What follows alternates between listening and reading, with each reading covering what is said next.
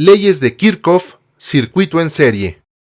La primera ley de Kirchhoff, o ley de conservación de la corriente, establece que en cualquier circuito, la suma de las corrientes que llegan a un nodo es igual a la suma de las corrientes que salen de él. Por ejemplo, en una clavija, la corriente entra a la carga por un conductor llamado de fase. La corriente hace funcionar la carga o el equipo y sale por el conductor que se llama neutro. Es decir, la corriente que entra a un punto es la misma que sale de él. Por ejemplo, en un molino, la corriente de agua los hace funcionar y el agua sigue su camino. La corriente se conserva. En un contacto con dos equipos conectados, la corriente que llega por la fase llega al nodo y se divide en dos caminos. La energía entra por las fases de los equipos y la corriente regresa por los neutros de cada uno de ellos, hasta el neutro del nodo.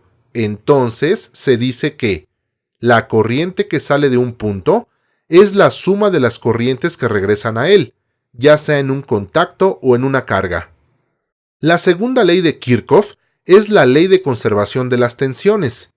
En un circuito cerrado, la suma de las tensiones de las cargas es igual a la tensión de la fuente. Por ejemplo, en un circuito como este, la tensión de la fuente se reparte entre la plancha y el foco, de manera que suman el voltaje de la fuente. Entonces, si la tensión se reparte en los equipos, estos ya no funcionarán adecuadamente de acuerdo a la segunda ley de Kirchhoff. Este ejemplo da pie a lo que es un circuito en serie, que es cuando los elementos están unidos uno tras otro, por un solo punto o por un solo conductor. Esa es la característica principal de un circuito en serie. Se llama circuito en serie a aquel en donde la corriente que circula y pasa por todas las cargas es la misma. La corriente solo tiene un camino por el cual circular, cumpliendo así la primera ley.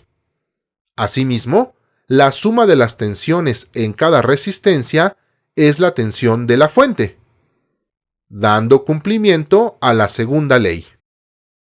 Supongamos que tenemos un circuito en serie con fuente de 120 volts y tres resistencias, una de 10 ohms y dos de 5 ohms. Hay que establecer la corriente y la tensión en cada resistencia. Para ello, debemos convertir este circuito en uno equivalente que represente el comportamiento de todo el circuito, es decir, se determina la resistencia equivalente a la sumatoria de las resistencias. En este caso, son 10 más 5 más 5, igual a 20 ohms, lo que representa a la resistencia del circuito original. Con esto podemos determinar la corriente que circula por el circuito, utilizando la ley de Ohm que nos dice que la corriente es igual a la tensión entre la resistencia, 120 entre 20, 6 amperes. Quiere decir que por cada una de las resistencias circulan 6 amperes. Ahora la tensión. ¿Cómo se comporta? Se reparten esos 120 volts, partiendo de la ley de Ohm. Tensión es igual a resistencia por la corriente.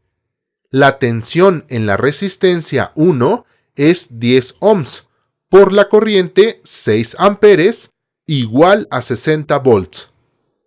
Tensión en la resistencia 2, 5 por 6, 30 volts. En la resistencia 3, 5 por 6 igual a 30 volts. Según la segunda ley de Kirchhoff, la suma de las tensiones en las cargas es la tensión de la fuente, es decir, si sumamos estos valores, debe dar el valor de la fuente. Así comprobamos que nuestro cálculo es correcto.